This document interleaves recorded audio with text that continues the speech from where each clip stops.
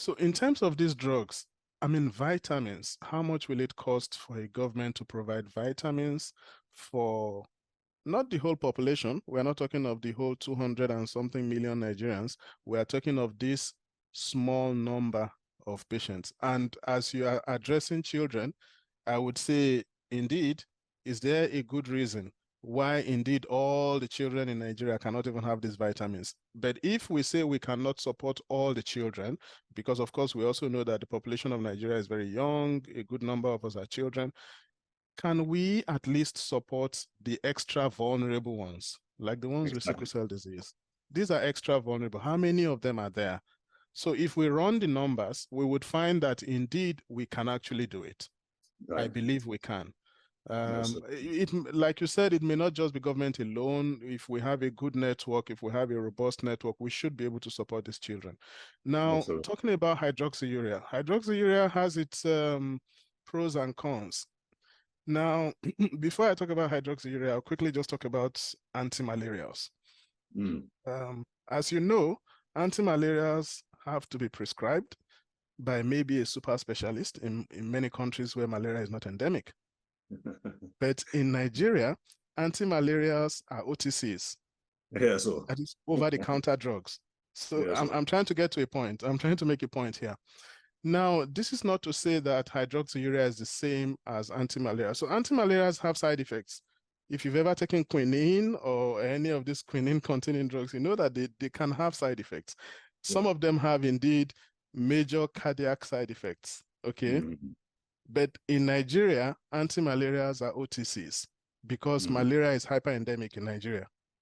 So Yeah. the point I'm getting at, essentially, I'm sure you already know, is there is no good reason again for hydroxyurea not to be in that kind of category. It doesn't have to be an OTC.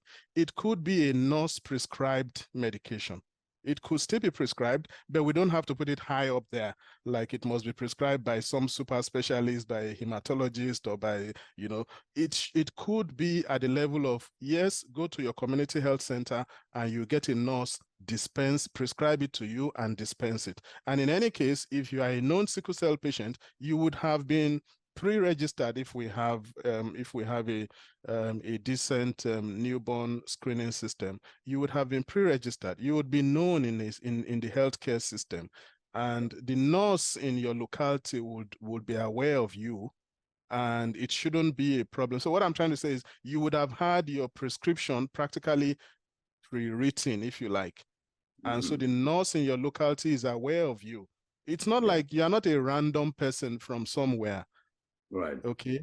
You're not a random person. You are already known in that Right. locality. What I'm trying to get at is it is well understood, even within the hematology community, both the pediatric hematology community and the adult hematology community in Nigeria, that hydroxyurea is beneficial. It's Yeah. going to be beneficial for the vast majority of our patients. There will be a few patients with side effects. There will be a few instances of idiosyncratic reactions, which is not unusual.